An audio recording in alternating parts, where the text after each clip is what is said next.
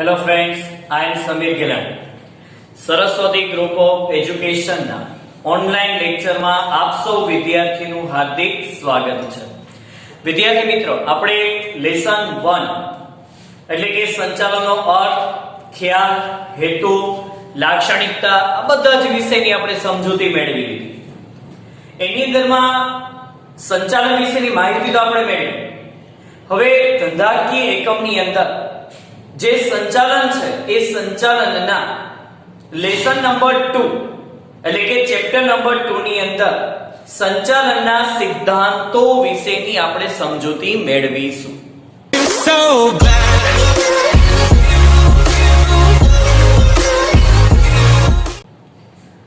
હવે આ ચેપ્ટર જે છે એ ચેપ્ટર આપને કુલ 6 માર્કની અંદરમાં પરીક્ષામાં પૂછાય છે. 6 માર્ક કેવી રીતે? વિભાગ A એક ક્વેશ્ચન 1 માર્ક, વિભાગ C 2 માર્કનો ક્વેશ્ચન 1 માર્ક અને વિભાગ D 3 માર્કનો ક્વેશ્ચન 1 ક્વેશ્ચન.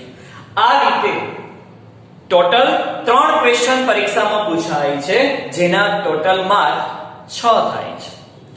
હવે લેસનનું નામ આપણે કીધું સંચાલનના સિદ્ધાંતો, પ્રિન્સિપલ્સ ઓફ મેનેજમેન્ટ.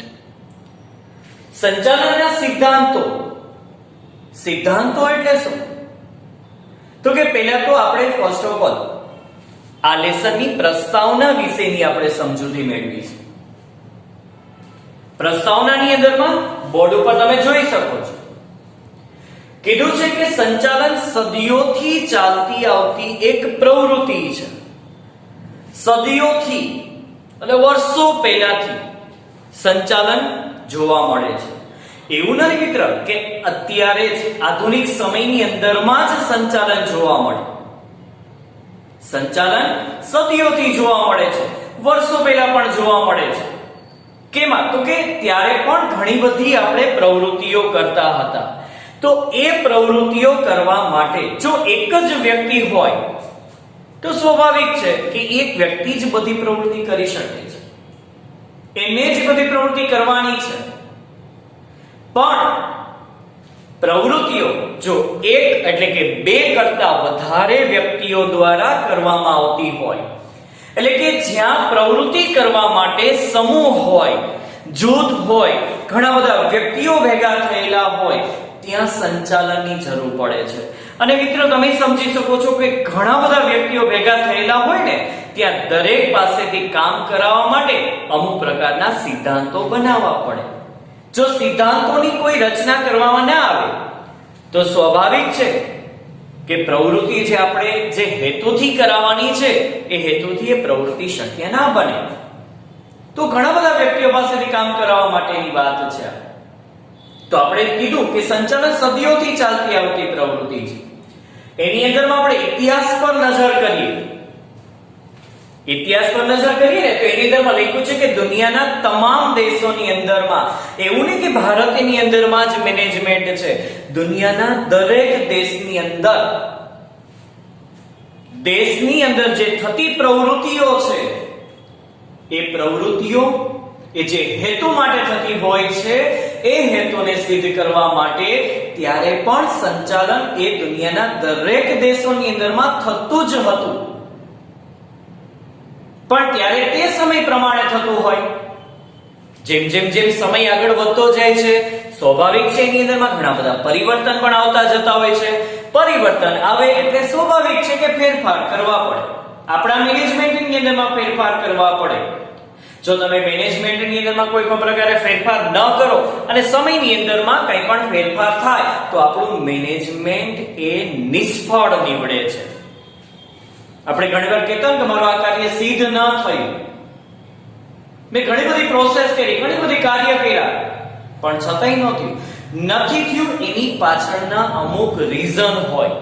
આપણા મેનેજમેન્ટની અંદરમાં, આપણા પ્લાનિંગની અંદરમાં, આપણા ઓર્ગેનાઇઝેશનની અંદરમાં, આપણે કાર્યની સોંપણી કરવાની અંદરમાં ક્યાંક આપણાથી મિસ્ટેક રહી ગઈ હોય, ક્યાંક ભૂલ થઈ ગઈ છે આપણાથી, અને નાનામાં નાની ભૂલ પણ આપણા ધંધાકીય એકમના જે લીધેલા નિર્ણય છે એ ક્યારેક નિષ્ફળ નીવડી શકે છે. તો ઇતિહાસની અંદરમાં નજર આપણે કરીએ તો દુનિયાના તમામ દેશોની અંદરમાં સંચાલન જોવા મળતું હતું. ભારતની અંદર ચંદ્રગુપ્ત મૌર્યના શાસનકાળ દરમિયાન પણ મેનેજમેન્ટ હતું, સંચાલન હતું. એની જે રાજ્ય વ્યવસ્થા છે, એની જે કર ઉઘરાવવાની નીતિ છે, એની જે જમીન મહેસૂલની પદ્ધતિઓ જે કઈ છે એ બધાની અંદર સંચાલન હતું.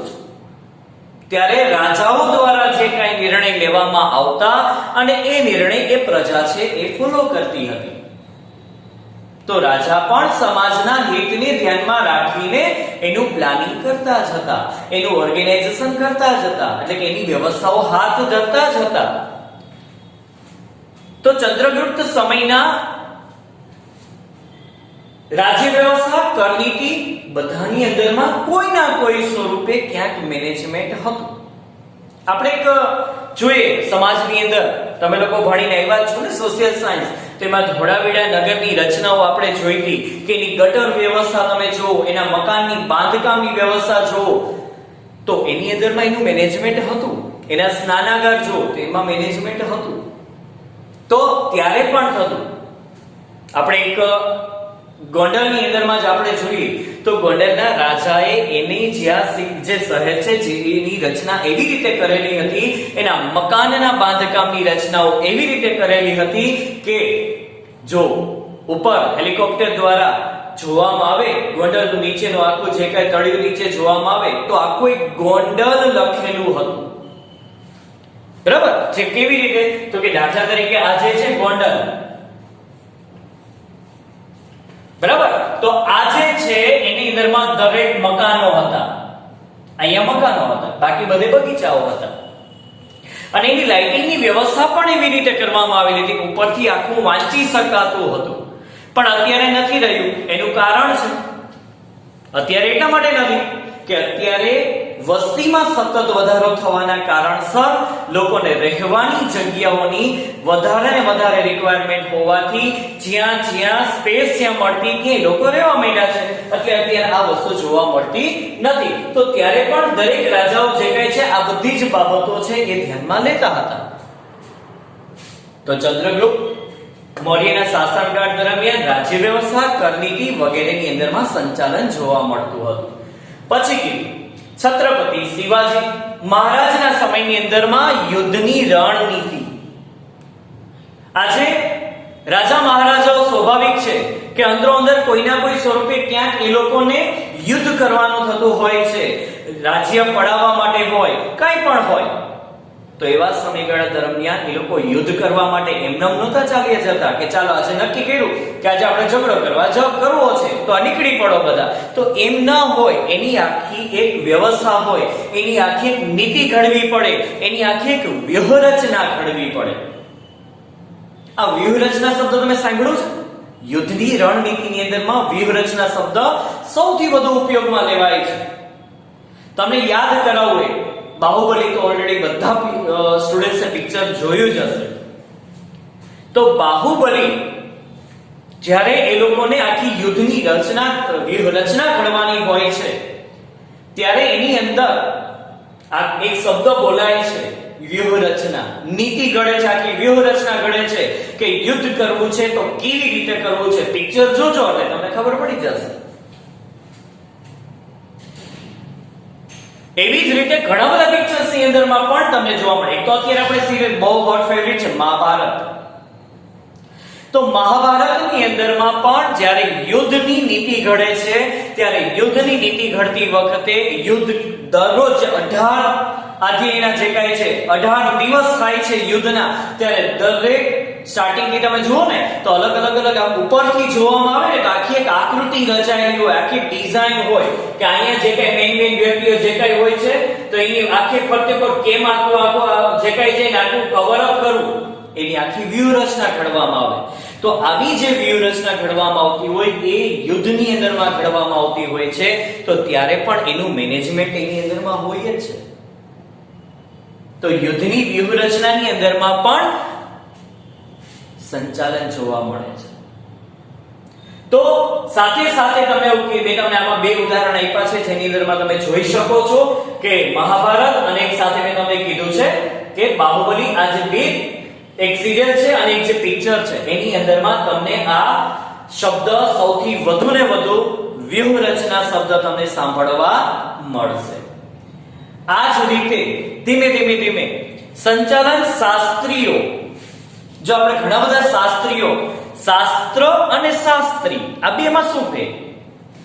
તો કે શાસ્ત્ર એટલે કે જેમાંથી કોઈ એક શબ્દ, કોઈ એક વિષયનું સુવ્યવસ્થિત જ્ઞાન મળતું હોય, જેને આપણે શાસ્ત્ર કહે છે. જેમ કે દાખલા તરીકે આંકડાકીય વિશ્લેષણની માહિતી તમારે જોતી હોય તો એના માટે આંકડા શાસ્ત્ર છે. રાજ્ય વ્યવસ્થા જે કે ઇકોનોમિક્સ આખું જે કે તમારે જોઈતું હોય, માહિતી જોઈતી હોય તો અર્થશાસ્ત્ર છે. મેનેજમેન્ટને લગતું કંઈ પણ તમારે નોલેજ જોતું હોય તેની બુક જે કંઈ છે તો વાણિજ્ય શાસ્ત્ર છે, વાણિજ્ય સંચાલન છે. તો દરેકની જે બુક જે લખાયેલી છે એ બુક તરીકે આપણે એને શાસ્ત્ર તરીકે ઓળખીએ છીએ. અને શાસ્ત્રી એટલે શું? તો કોઈ પંડિત નથી કહેવામાં આવતું કે આ પંડિત એટલે શાસ્ત્રી, એમ નહીં.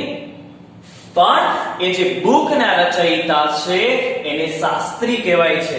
આંકડાનું જે વિશ્લેષણનું આંકડા શાસ્ત્ર જે બનાવનાર છે એ આંકડા શાસ્ત્રી કહેવાય. અર્થશાસ્ત્રના રચયિતા છે તે અર્થશાસ્ત્રી કહેવાય. તો આ જે સંચાલન શાસ્ત્રીઓ છે, કોઈ ચિંતકો છે, વિચારકો છે, લેખકો છે, એને સમય અનુસાર જે સમય ચાલે છે એ સમય પ્રમાણે એને પોતાની વિચારધારાઓ રજૂ કરી છે, એને પોતાના મંતવ્ય રજૂ કર્યા છે, એને પોતાના અભિગમો આપ્યા છે અને બુક્સની અંદરમાં લખાતા હોય. આપણે જોઈએ છે ને કે અર્થશાસ્ત્રના રચયિતા તો કે કોણ? તો કે કૌટિલ્ય. તો શું એક જ છે બુક એની? એ સિવાયના ઘણા બધા શાસ્ત્રીઓ પણ છે, અર્થશાસ્ત્રીઓ પણ છે, તે બધાએ પોતાના મંતવ્ય, પોતાના વિચારો રજૂ કર્યા છે અને એ વિચારોને આધારે એ બધી બુક્સ રચાતી હોય છે અને એ બુક્સમાંથી આપણે જોઈતા પ્રમાણમાં આપણે જે કંઈ માહિતી જોઈતી હોય, આપણે કોઈ પણ નિર્ણય લેવાના હોય ત્યારે આ બધી બુક્સ અને આ બધાના જે વિચારો છે એ આપણને ઘણા બધા ઉપયોગી અને ફાયદારૂપ નીવડે છે. તો સંચાલન શાસ્ત્રીઓ, ચિંતકો, વિચારકો, લેખકોએ સમયના આધારે સંચાલનની વિચારધારાઓ રજૂ કરી અને તેના સમયના આધારે પુનઃ વિચારણા કરી અને નવા સિદ્ધાંતોનું પ્રતિપાદન કર્યું છે. પ્રતિપાદન એટલે રજૂઆત કરવું. આજે ભૂતકાળની અંદરમાં જે કોઈ સંચાલનના શાસ્ત્રીએ જે સંચાલનના વિચારો રજૂ કર્યા છે એ ભૂતકાળની પરિસ્થિતિને ધ્યાનમાં રાખીને રજૂ કર્યા છે. તો ભૂતકાળની જે પરિસ્થિતિ છે તો શું ફ્યુચરમાં એ જ પરિસ્થિતિ હશે? તો કે ના, વર્તમાનમાં નથી તો ફ્યુચરમાં તો ન જ હોય. તો એ સમયના આધારે, એ વિચારને આધારે, ભૂતકાળના જે આપેલા વિચારો છે એ વિચારને આધારે ભવિષ્યની વિચારણા કરવાની છે. અને ઘણા બધા આવા લેખકો, ચિંતકો છે એના ઉપર અભ્યાસ કરતા હોય છે અને એને પોતાના વિચારોની રજૂઆત કરેલી હોય છે. તો નવા સિદ્ધાંતોની રચના થતા હોય છે, નવા સિદ્ધાંતો તમારી સમક્ષ મૂકવામાં આવતા હોય છે. જેમ સમયમાં પરિવર્તન થતું રહ્યું તેમ સંચાલન શાસ્ત્રીઓએ પોતાના વિચારો જે કહે છે એમાંય પણ એને પરિવર્તન કરતા રહેવા પડ્યા. આજે દાખલા તરીકે કોઈ પણ સમય ચાલતો હોય અને સમયના આધીન મેં કોઈ નિર્ણય લીધેલા હોય, સ્વાભાવિક છે કે અત્યારની પરિસ્થિતિને ધ્યાનમાં રાખીને લીધેલા નિર્ણય હોય. તો અત્યારની પરિસ્થિતિએ એ સિદ્ધાંત મને અચૂક સફળતા પ્રાપ્ત કરશે અને એનાથી મને ઘણા બધા મારા હેતુઓ પણ સિદ્ધ થઈ શકશે. પણ આ જ વિચાર ફ્યુચરની અંદરમાં ચાલશે તો કે ના. શું કામ? એમાં ફેરફાર કરવા પડે. કેમ ફેરફાર કરવા પડે? કારણ કે સમયમાં પરિવર્તન થયો છે. સમયમાં પરિવર્તન થયો છે એટલે સ્વાભાવિક છે કે તમારી જે જૂની વિચારધારા છે એની અંદરમાં નવું કંઈક એડ કરવું પડે, નવા સિદ્ધાંતો રચવા પડે, નવી વિચારધારાઓ રજૂ કરવી પડે. એટલે જ આપણે કીધું હતું ને પહેલા પાઠની અંદરમાં, યાદ હોય તો વિદ્યાર્થી મિત્ર, કે સંચાલન એ જડ પ્રવૃત્તિ નથી, સંચાલન એ ગતિશીલ પ્રવૃત્તિ છે, પરિવર્તનશીલ પ્રવૃત્તિ છે. એટલે કે સમયના આધારે, સમય સંજોગો અને પરિસ્થિતિની આધારે સંચાલનમાં ફેરફાર કરતા રહેવા પડે છે. તો એ જ રીતે જેમ સંચાલનમાં ફેરફાર કરશો એ જ રીતે સિદ્ધાંતોમાં પણ ફેરફાર કરતા રહેવા પડે છે. તો સંચાલનના સિદ્ધાંતો પણ જડ નથી, સંચાલનના સિદ્ધાંતો પણ પરિવર્તનશીલ પ્રવૃત્તિ છે. છેલ્લા કેટલાક વર્ષોમાં સંચાલનની વિચારધારાઓ જુદા જુદા અભિગમ સ્વરૂપે રચિત થતી હોય છે. સંચાલનની વિચારધારાઓ બધાના મંતવ્ય અલગ હોય છે, બધાના વિચારો અલગ હોય છે. એના વિચાર પ્રમાણે, એના અભિગમ પ્રમાણે સંચાલનના સિદ્ધાંતો કે સંચાલનની રજૂઆત થતી હોય છે. તો સંચાલનની વિચારધારાઓની રજૂઆત કોણે કરી? મેં અહીં નામ લખ્યા છે, તમારા નામ યાદ રાખવાના છે. ગુજરાતી નેમ નથી હો મિત્ર, આ બધા ફોરેન કન્ટ્રીના નેમ છે. Shri Frederick Taylor, Shri Frederick Taylor, Taylor ને ટેલર. ત્યાર પછી Shri Henri Fayol, Shri Henri Fayol. Next Gilbreth, Gilbreth. Max Weber, Max Weber. CK Prahalad, આપણા ઇન્ડિયન છે, બરાબર, સીકે પ્રહલાદ વગેરે સંચાલન શાસ્ત્રીઓએ સંચાલન ક્ષેત્રે ફાળો આપેલ છે. જેમાં આ બધા જે નામ આપેલા છે એમાં સૌથી વધુ ને વધુ ઇમ્પોર્ટન્સ હોય ને વિદ્યાર્થી મિત્રો, તો કે એક છે ફ્રેડરિક ટેલર અને એક છે શ્રી હેનરી ફેયોલ. હજી એક નામ આપણે આમાં લખતા ભૂલી ગયા છીએ, આપણે એક નામ આની અંદરમાં એડ કરીએ છીએ, Peter F Drucker, Peter F Drucker. આ પીટર એફ ડ્રકર જે છે એને સંચાલનની જે વિચારધારાઓ આપી છે એ સંચાલનની વિચારધારાઓ આધુનિક સમયમાં, એટલે કે અત્યારના સમયની અંદરમાં આની વિચારધારાઓ છે સૌથી વધુ ને વધુ અપનાવવામાં આવે છે. એટલા જ માટે કહું છું કે આ જે વ્યક્તિ છે ને એને આધુનિક સંચાલનના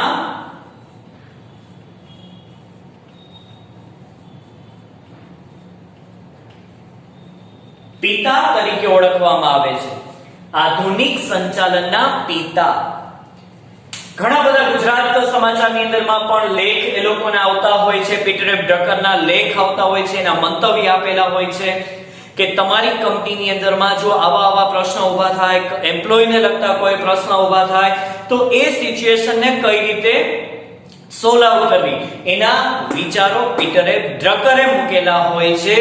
એ વિચારો પરથી આપણે આપણા અભિગમ આપણી કંપનીની અંદરમાં ફોલો કરી અને એમ્પ્લોયના જે કાંઈ ક્વેશ્ચન્સ છે, કાંઈ છે મુશ્કેલીઓ છે એને આપણે સોલ્વ કરવાની છે. તો આ પીટર એફ ડ્રકર. આ ફ્રેડરિક ટેલર છે વૈજ્ઞાનિક સંચાલનના, એને સાયન્ટિફિક મેનેજમેન્ટ રજૂ કર્યું છે એટલે એને વૈજ્ઞાનિક સંચાલનના પિતા કહેવાય છે. આધુનિક સંચાલનના પિતા પીટર એફ ડ્રકર. જો આને યાદ રાખો ને મિત્ર, આ એક માર્કનો ક્વેશ્ચન પરીક્ષામાં પૂછાય જ છે, તો હું એમ જ વિચારું કે આપી વેફર, આપી વેફર. આ એટલે આધુનિક સંચાલનના પિતા કોણ? Peter F Drucker. Wafer, way એટલે વૈજ્ઞાનિક સંચાલનના પિતા, ફે એટલે ફ્રેડરિક ટેલર. એટલે પરીક્ષાની અંદરમાં જ્યારે તમને એવું કહે ને કે વૈજ્ઞાનિક સંચાલનના પિતા, બે જ શબ્દ યાદ રાખવાના, વે ફે, સીધું ગોતી લેવાનું ફ્રેડરિક ટેલર. તમને એવું પૂછ્યું કે આધુનિક સંચાલનના પિતા કોણ, તો તરત મગજમાં યાદ કરી લેવાનું આપી, આધુનિક પિતા. પિતા તરીકે કોણ નામ લખવાનું? Peter F Drucker. તો વિદ્યાર્થી મિત્રો, આ બધા જ સંચાલન શાસ્ત્રીઓએ સંચાલનને લગતી વિચારધારાઓ, અભિગમ અને મંતવ્યની રજૂઆત કરી છે. એક વિકલ્પ તમને પરીક્ષામાં એવો પણ પૂછાય છે કે કયા સંચાલન શાસ્ત્રીના મતે સંચાલનની વિચારધારાઓને એક જંગલ તરીકે ઓળખાવી છે. તો કે હેરોલ્ડ કુંતઝે એની વિચારધારાને એક જંગલ તરીકે, જંગલની અંદરમાં કેમ ઝાડવાઓ એકદમ ગૂંચવાણ કર્યા હોય છે, એકદમ નજીક હોય છે, એવી જ રીતે સંચાલનની અંદરમાં પણ આવી ઘણી બધી મુશ્કેલીઓ, ઘણી બધી ગૂંચવણભરી જે કઈ પ્રશ્નો તમારા થતા હોય છે, એ પ્રશ્નના નિરાકરણ જેટલું અંદર ઉતરો ને એટલું ઓછું છે.